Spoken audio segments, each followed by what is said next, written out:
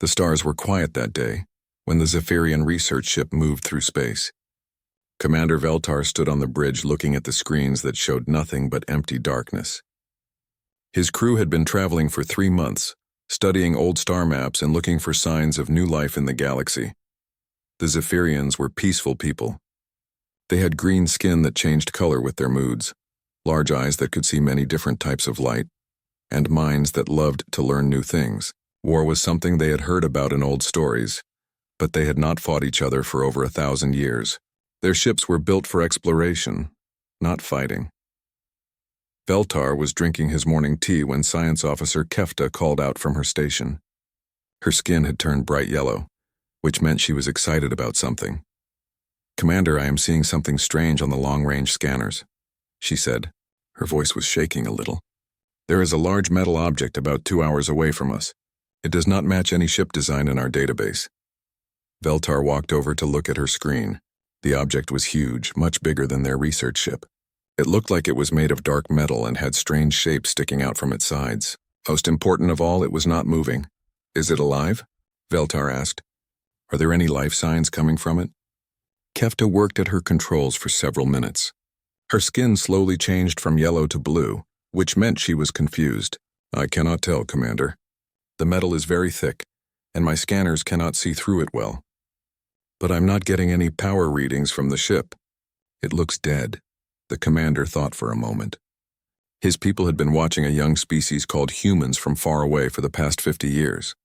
The humans lived on a blue planet in a small solar system and had just started to travel between planets. The Zephyrians had rules about not talking to new species until they were ready, so they only watched from a distance. But the humans were strange. Most species in the galaxy became peaceful as they grew smarter. The humans seemed to do the opposite. The more technology they made, the better they became at fighting each other. The Zephyrians had watched in confusion as humans built weapons that could destroy their entire planet, then pointed these weapons at themselves. "Could this be a human ship?" Veltar asked. Kefta looked at her screens again. "The metal types match what we have seen humans use, and the size is much bigger than anything else they have built. But Commander, this ship is very far from their home system. How could they have traveled this far?" Veltar made his decision. "We will go closer and look at it, but we will be very careful. Prepare the ship for quick escape if we need to run away." As their ship moved closer, more details became clear on their screens. The object was definitely a ship, but it was like no ship the Zephyrians had ever seen. Where their own ships were smooth and round like eggs, this human ship was all sharp angles and hard edges. It looked like it was built to hurt things. The ship was covered in damage. Large holes had been burned through its sides. Pieces of metal floated around it like a cloud of garbage. Long black marks ran across its surface where something very hot had hit it. Whatever had happened to this ship, it had been violent. "Commander," said Navigation Officer Drexon, his skin turning pale green with worry. "I am seeing weapon marks on that ship. Many different types of weapons. This ship has been in a big fight." Veltar felt his own skin change color as fear crept into his mind. "Can you tell what kind of weapons made those marks?" Drexon studied his readings. "Some look like energy weapons, similar to what we use for mining. But others, I do not recognize them, and there are marks that look like explosions from inside the ship, not just from outside attacks." The research ship slowly circled the damaged human vessel. As they moved around it, they could see more and more damage. The human ship was enormous, probably 10 times the size of their research vessel. It had many levels and sections. Some parts were completely destroyed, open to space. Other parts still looked intact. "I am reading atmosphere in some sections of the ship," Kefta reported. "Not good atmosphere for humans to breathe, but some air is still there. And Commander, I think I am seeing something else. There are small objects inside the ship that might be bodies." Veltar's skin turned dark blue with sadness. Death was rare among his people, and the idea of violence leading to death was even harder to understand. "How many? I cannot be sure from here. But there might be hundreds, Commander. Maybe more." The bridge became quiet except for the soft humming of their ship's engines. Every Zephyrian on the bridge was thinking the same thing. What could have caused such destruction? And what kind of people built ships that could survive this much damage and still hold together? "Commander," said Engineer Yinthal from his station, I am looking at the design of this ship and I do not understand it. Most of the ship seems to be built for fighting. I can see what look like weapon systems everywhere. But there are also sections for people to live, places to fix things, and even what might be gardens for growing food. It is like someone built a city that could fight wars. Veltar walked to the main viewing screen and stared at the human ship. In his long life, he had seen many different species and their ships. Some were built for speed, some for carrying cargo, some for scientific research. But this ship seemed to be built for only one purpose: to fight and keep fighting no matter what happened to it. "Sir," Kefta said quietly, "should we contact the High Council? They told us to report immediately if we found any human technology." The commander thought about this. The High Council was the government of his people, made up of the wisest Zephyrians from all their planets. They had been very interested in humans because humans were so different from every other species they had met, but they had also been worried about humans for the same reason. "Not yet," Veltar decided. "First, we need to understand what we have found here. I want to know what happened to this ship and the people on it. Then we will have something useful to report." He turned to face his crew. "We are going to board that ship and look around. I know this is dangerous, and I know it is not what we usually do. But we might never get another chance to learn about humans like this. We need to understand what makes them so different from us." The crew looked nervous, but they trusted their commander. They had worked together for many years and had never faced anything truly dangerous before. This would be their first real test. "Kefta, I want you to lead the boarding team," Veltar said. "Take Yinthal and 2 security officers. Wear your environment suits and carry emergency beacons. If anything goes wrong, you get back to our ship immediately." Kefta's skin turned bright orange with determination.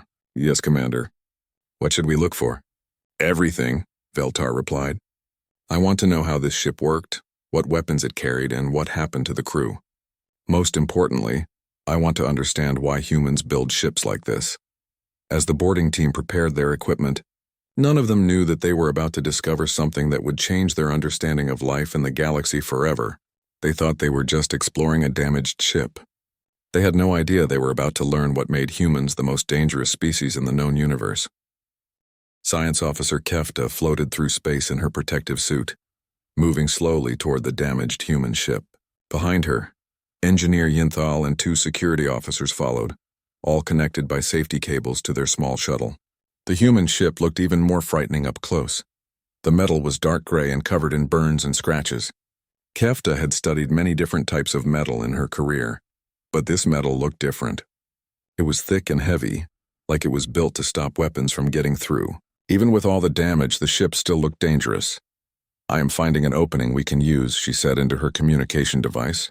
"There is a large hole in the side of the ship. It looks like something exploded from the inside." Commander Veltar's voice came through clearly from their research ship. "Be very careful, Kefta. We still do not know if there are any humans alive in there." The hole was big enough for all 4 Zephyrians to float through easily. As they entered the ship, their lights showed them a corridor that had been badly damaged. The walls were bent and twisted. Pieces of metal and strange objects floated everywhere in the zero gravity. "The air in here is very thin," Yinthal reported, checking his instruments. "There is some oxygen, but not enough for humans to breathe. And the temperature is very cold." Kefta looked around with her light. The corridor was much bigger than any hallway on a Zephyrian ship. The walls were covered with things she did not recognize. Some looked like screens or control panels. Others looked like they might be weapons. "Commander," she said, "this corridor has weapon systems built into the walls. I can see what look like small guns pointing down the hallway. Why would someone put weapons inside their own ship?" Veltar's voice sounded confused. "I do not know. Keep exploring, but be ready to leave quickly if you find anything dangerous." The team moved deeper into the ship. Every few meters they found new signs of fighting. The walls had burn marks from energy weapons. Some areas had small holes that looked like they came from bullets or other projectiles. Most strange of all, they found areas where the humans had built barriers across the corridors using furniture, metal plates, and anything else they could find. "It looks like the humans were fighting each other inside their own ship," Security Officer Trenak said. His skin had turned pale with worry. Why would they do that? Kefta studied one of the makeshift barriers. It was cleverly built, with small openings that would let people shoot through while staying protected. Maybe they were not fighting each other. Maybe they were fighting someone who had gotten inside their ship. They continued moving through the corridors, and the evidence of desperate fighting became stronger. They found rooms where furniture had been turned over to make hiding places. They saw walls where humans had written messages in their strange language. Some areas had dark stains on the floors that Kefta did not want to think about too much. But what disturbed the Zephyrians most was how the ship kept going even with all this damage. Their own ships would have stopped working completely if they had been hurt this badly. This human ship somehow kept its life support running, kept some lights working, and even kept some of its systems active. The engineering in the ship is very strange, Yinthal said as he studied a damaged control panel. Everything has backup systems, and the backup systems have backup systems. It is like the humans expected their ship to be badly damaged and built it to keep working anyway. They found their first human body in a small room that looked like it might have been for storing supplies. The human was wearing a thick suit that covered his whole body. Even though he had been dead for a long time, his suit had kept his body preserved in the cold of space. Kefta had never seen a human up close before.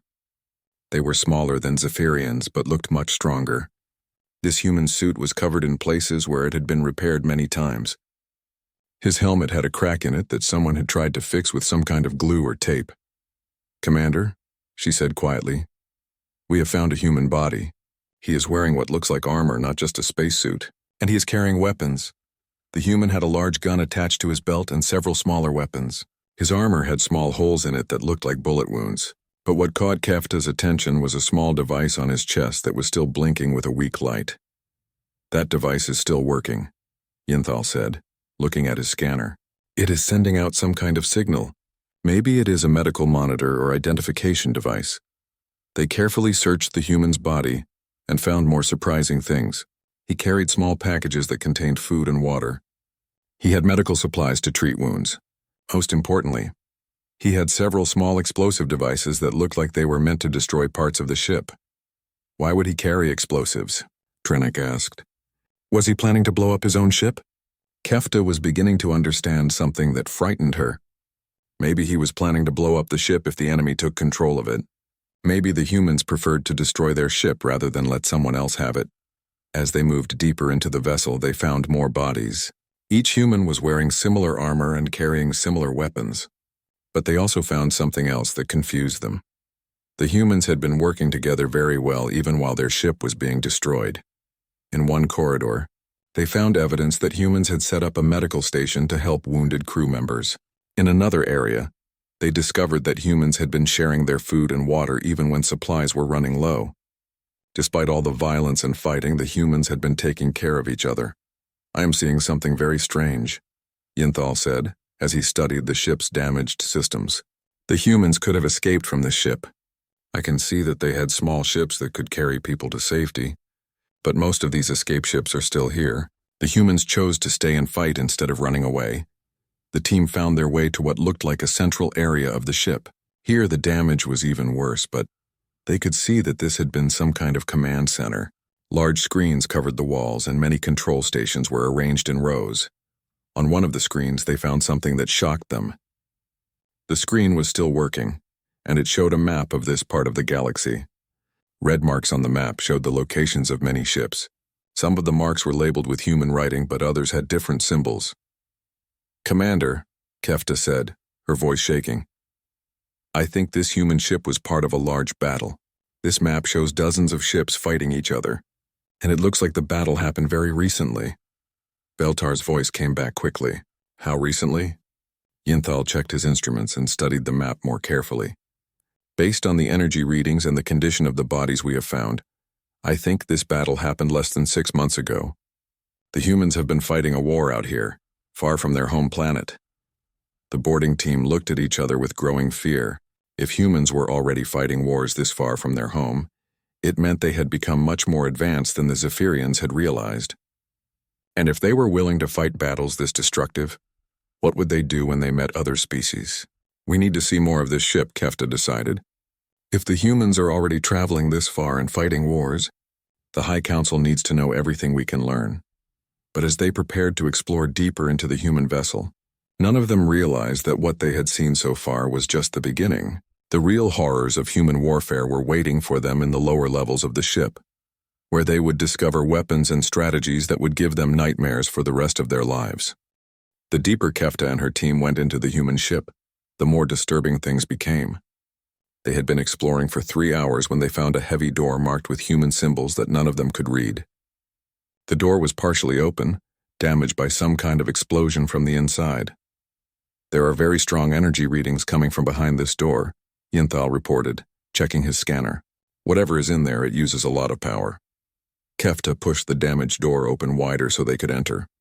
Their lights revealed a room that was much larger than anything they had seen so far on the ship.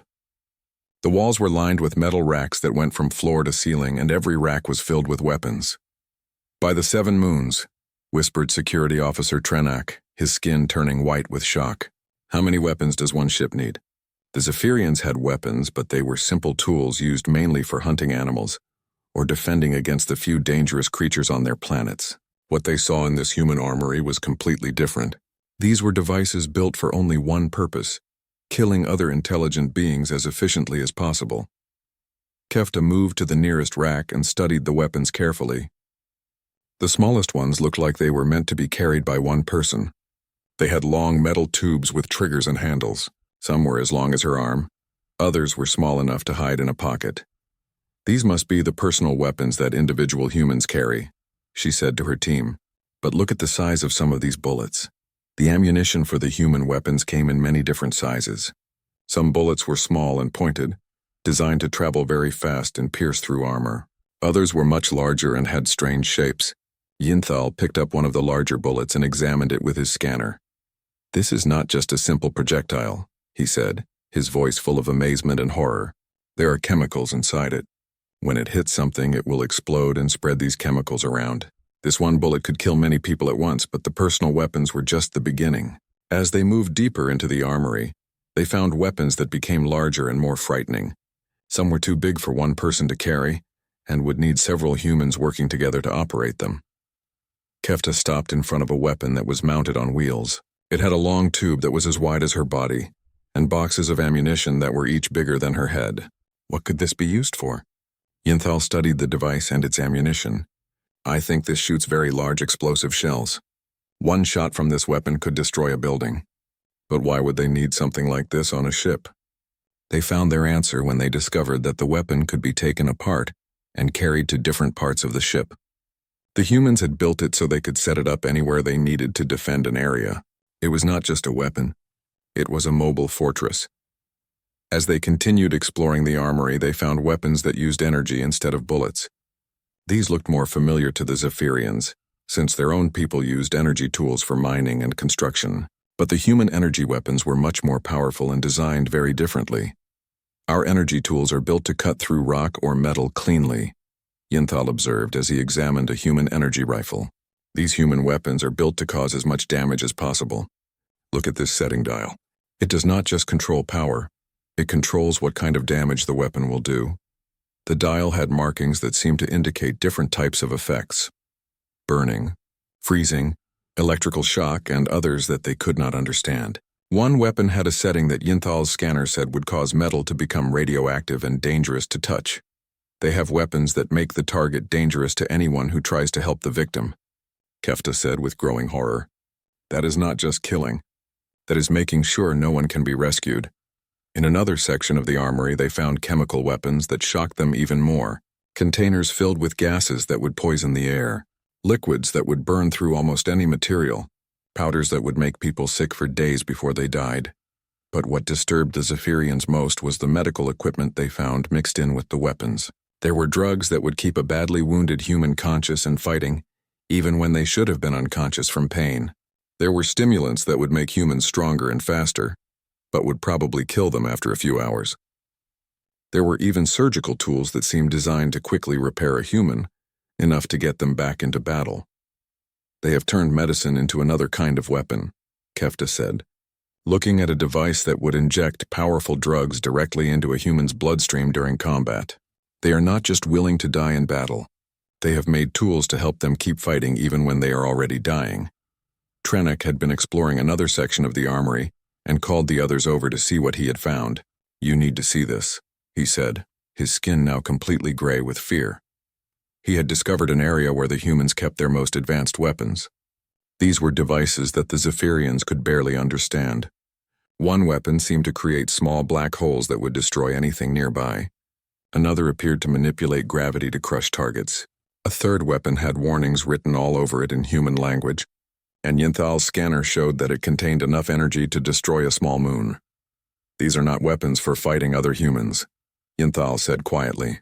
"These are weapons for fighting entire civilizations. They have built tools that could destroy planets." But the most frightening discovery was still to come. In a locked cabinet that had been broken open during the battle, they found plans and blueprints for weapons that had not been built yet. The humans were not satisfied with the devastating weapons they already had. They were constantly working to create even more powerful ones. One set of plans showed a weapon that could make a star become unstable and explode. Another described a device that could spread a virus through space itself, killing all life in a solar system. A third plan outlined a weapon that could tear holes in space and time. "Commander," Kefta said into her communicator, her voice barely a whisper, "we need to leave this ship immediately. What we have found here changes everything we thought we knew about humans." Veltar's voice came back, tense with worry. "What have you discovered?" "The humans are not just warriors, Commander. They are builders of death itself. This one ship carries enough weapons to destroy our entire home planet, and these are just the weapons they give to one ship's crew for personal use. We have not even seen their main weapons yet." The boarding team stood in the center of the armory, surrounded by thousands of weapons designed for every possible type of combat. The humans had thought of ways to kill in environments the Zephyrians had never even imagined. Underwater, in acid, in temperatures hot enough to melt metal, in radiation that would kill most species instantly.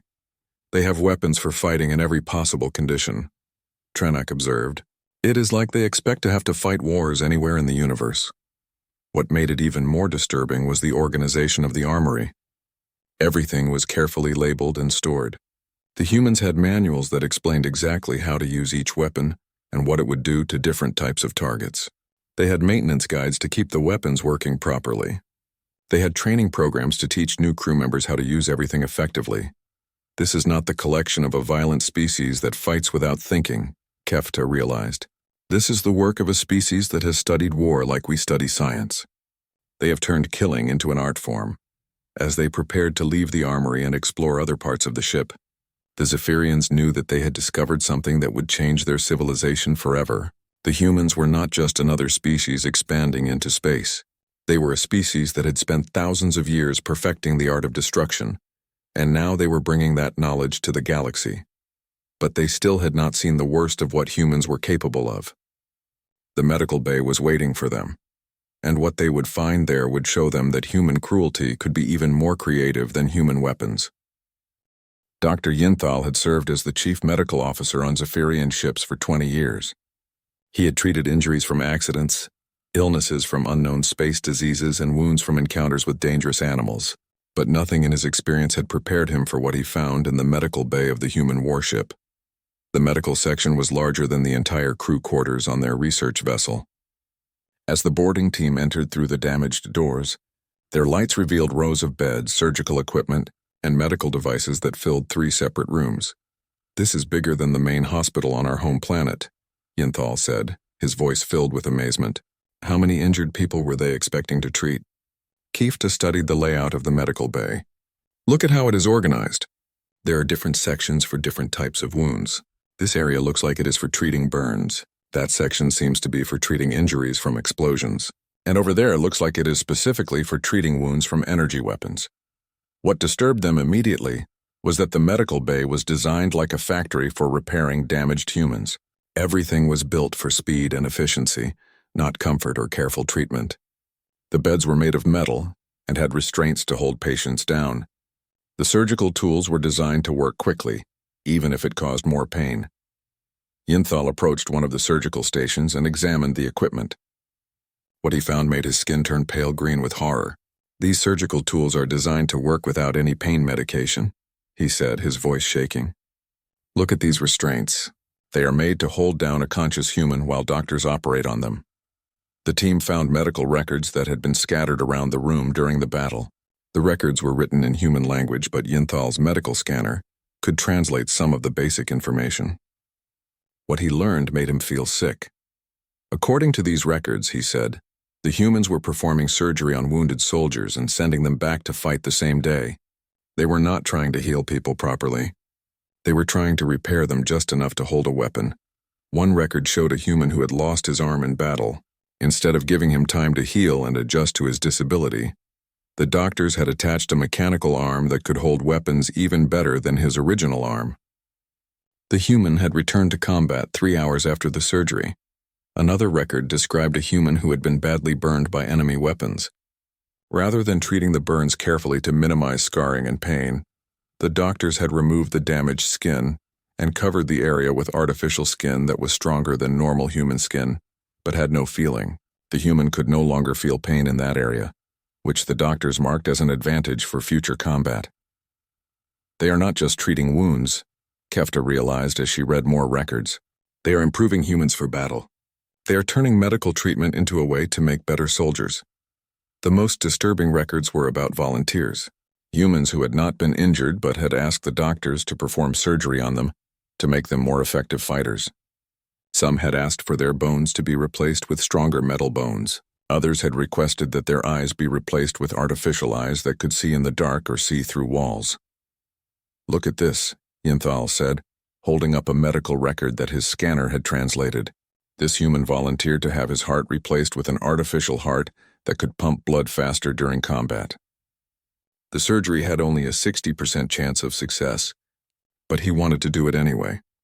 The record showed that the surgery had been successful, but the artificial heart would probably kill the human within 2 years. The human had known this and had still chosen to have the surgery, because it would make him a better fighter for the time he had left. In another section of the medical bay, they found evidence of even more extreme procedures. Humans had volunteered to have parts of their brains altered to make them feel less fear, less pain, and less hesitation about killing enemies. Some had requested surgery to make them need less sleep so they could fight longer. Others had asked for their digestive systems to be modified so they could eat almost anything and survive for weeks without food. "This is not medicine," Yinthal said, his skin now completely white with shock. "This is deliberate mutilation to create better killers." But what horrified the medical officer most was the evidence that these procedures were not forced on the humans. Every record they found showed that humans had requested these surgeries. They had lined up to volunteer for procedures that would make them more dangerous but would probably shorten their lives. The surgical equipment told the same story. The humans had developed ways to perform complex operations very quickly and with minimal resources. They had tools that could replace a damaged limb in less than an hour. They had devices that could keep a human conscious and fighting even with injuries that should have been fatal. "Look at this surgical robot," Kefta said, pointing to a machine that was still partially functional. "It is designed to operate on multiple patients at the same time. And see these settings? It has programs for different types of battlefield injuries. The humans have automated the process of turning wounded soldiers back into fighters." In a storage area, they found medical supplies that shocked them even more. Drugs that would make humans immune to pain for days at a time. Stimulants that would keep a human awake and alert for weeks without rest. Chemicals that would make human blood clot so quickly that they could survive wounds that would normally bleed to death. But they also found drugs with more sinister purposes. Chemicals that would make humans extremely aggressive and fearless. Substances that would make them obey orders without question. Drugs that would suppress their ability to feel sympathy or mercy for enemies. "They have created chemical weapons to use on their own people," Yinthal said, reading the labels on the drug containers. "Not to harm them, but to turn them into more effective killers." The medical records showed that these drugs were commonly used. Human soldiers regularly took chemicals that would alter their minds and bodies for combat. They accepted the side effects, which included permanent brain damage, organ failure, and psychological problems, because the drugs made them better at fighting. In the personal belongings of the medical staff, they found journals and notes that revealed the thinking behind these horrible practices. The human doctors wrote about their patients not as people to be healed, but as weapons to be repaired and improved. One doctor had written, "Patient 347 requested enhancement surgery today. We will replace his normal muscles with synthetic fibers that are 3 times stronger. He knows this will be extremely painful and may kill him, but he says it is worth the risk to protect his fellow soldiers. Another entry read, "The new pain suppression drugs are working well. Soldiers who should be unconscious from their wounds are staying awake and continuing to fight. We are saving lives by helping them ignore life-threatening injuries long enough to complete their missions." But the most disturbing journal entry was from the chief medical officer of the ship. "We are no longer doctors in the traditional sense. We are engineers who work on human machines. Our job is not to make people healthy and happy. Our job is to make them as effective as possible at killing the enemy, even if it means they will die sooner." The Zephyrians found evidence that this approach to medicine was not limited to this one ship. The medical bay had communications equipment that had been used to share techniques and discoveries with doctors on other human ships. The humans had created an entire medical science dedicated to making people more dangerous rather than more healthy. "Commander," Yinthal said into his communicator, his voice barely audible, "we need to report this to the High Council immediately. The humans have turned healing into another form of warfare. They are deliberately changing themselves into something that is no longer fully human." As the boarding team prepared to leave the medical bay, they realized that what they had discovered was worse than just advanced weapons. The humans had not only created tools to destroy their enemies, they had created medical techniques to destroy their own humanity in order to become better killers. And they still had more of the ship to explore. The data banks were waiting for them, and what they would find there would show them the true scope of human strategic thinking and their willingness to sacrifice anything for victory. The ship's main computer system was located deep in the center of the vessel, protected by layers of armor and backup power systems. Even after all the damage the ship had taken, the computer was still partially functional. Military analyst Drexon had spent most of his career studying different species and their methods of solving conflicts, but he had never encountered anything like what he found in the human data banks. "The computer system is enormous," he reported to the boarding team as they gathered around the main terminal. "It contains millions of files about warfare, strategy, and combat techniques. The humans have been recording and analyzing every battle they have ever fought." Kefta watched as Drexon worked to access the files. The human computer was different from Zephyrian technology, but their universal translator was slowly making sense of the data. What appeared on the screen first were simple battle reports, but as Drexon dug deeper, the true horror of human warfare began to reveal itself. "This first file is about something called the Battle of Thermopylae," Drexon said, reading from the screen. "It happened on their home planet over 2,000 years ago. 300 humans fought against an army of hundreds of thousands of enemies. They knew they would all die, but they fought anyway to delay the enemy and give their people time to prepare." Yinthal looked at the battle analysis with confusion. "But why would they choose to die when they could have retreated and fought again later?" Drexon continued reading. "According to this record, the humans believed that some things were more important than staying alive. They thought that showing their enemies how hard humans would fight would make their enemies afraid and less likely to attack other human cities. The concept was difficult for the Zephyrians to understand. In their culture, life was precious and losing even one person was considered a tragedy. The idea that someone would choose to die to make a point seemed completely insane. But as Drexon accessed more files, they discovered that this was not unusual behavior for humans. The computer contained thousands of records of humans choosing to fight battles they could not win, accepting massive casualties for small advantages, and using tactics that no other species would consider. "Here is a battle from their Second World War," Drexon said, his skin turning darker as he read. "Humans attacked a beach where the enemy had built strong defenses. The first wave of attackers knew that most of them would die before they even reached the beach. But they attacked anyway, and the second wave attacked over the bodies of the first wave, and the third wave attacked over the bodies of the second wave. The battle report showed that tens of thousands of humans had died in a single day, but they had eventually succeeded in capturing the beach. The human commanders had planned for these casualties and had sent exactly enough waves of soldiers to overwhelm the defenses, knowing that most of them would die. They used their own deaths as a weapon," Kefta said, horrified. "They send people to die not just to win battles but to exhaust their enemies' ammunition and make them tired of killing. But the individual battles were just the beginning. As Drexon accessed the strategic planning files, they discovered that humans had developed military thinking that operated on a scale the Zephyrians had never imagined one. File contained plans for something called total war. The strategy involved targeting not just enemy soldiers, but enemy civilians, factories, farms, and anything else that might help the enemy war effort. The goal was to destroy the enemy's entire ability to fight, even if it meant killing millions of innocent people. According to this file, Drexon said, his voice shaking, humans have fought wars where they deliberately targeted cities full of civilians. They built weapons specifically designed to kill as many innocent people as possible, thinking that this would make the enemy surrender faster.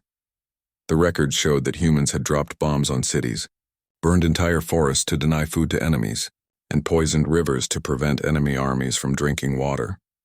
They had used starvation, disease, and terror as weapons just like guns and explosives. But what disturbed the Zephyrians most was the cold, mathematical way that humans planned these strategies. The files contained detailed calculations about how many people would need to die to achieve different military goals. Human strategists had created formulas for determining whether it was more efficient to kill enemy soldiers or enemy civilians. Look at this document, Yinthal said, pointing to a file that Drexon had opened. It is called Mutual Assured Destruction. The humans created weapons powerful enough to destroy their entire planet, then threatened to use them against each other. The strategy was based on the idea that if both sides could destroy each other completely, neither side would start a war. But the terrifying part was that for the strategy to work, both sides had to be willing to actually end all life on their planet, rather than accept defeat. They built thousands of weapons that could each destroy a city, Drexon read from the file. They pointed these weapons at their own planet and promised to use them if anyone attacked them. For 50 years, every human lived with the knowledge that their entire species could be extinct within hours if their leaders decided to push a button. The Zephyrians could barely comprehend this level of commitment to warfare. They had never encountered a species that would threaten to commit suicide rather than lose a conflict. As they continued reading, they found evidence that humans had not stopped with just threatening to destroy their own planet. The files contained plans for weapons that could destroy other planets, weapons that could make stars explode, and weapons that could tear holes in space itself. This file describes something called a planet cracker, Drexon said, his skin now completely gray with fear. It is a weapon designed to split an entire planet in half. The humans have not built it yet, but they have detailed plans for how to construct it. Another file described a weapon that could cause a star to become unstable and explode, destroying every planet in that solar system. A third file outlined a strategy for using artificial diseases to kill every living thing on a planet while leaving the buildings and resources intact. They do not just plan to defeat their enemies, Kefta realized. They plan to completely erase them from existence. But the most chilling discovery was in the files about human psychology and motivation.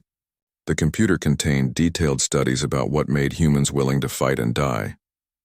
The researchers had identified the emotions and beliefs that could motivate humans to accept any level of sacrifice for victory. One study concluded that humans could be motivated to fight hopeless battles if they believed they were protecting their families. Another study found that humans would accept massive casualties if they thought their cause was morally right. A third study discovered that humans would fight even more fiercely if they believed their enemies were fundamentally evil. They have studied themselves like laboratory animals, Yinthal said, reading through the psychological profiles. They know exactly how to manipulate their own emotions to make themselves into better fighters.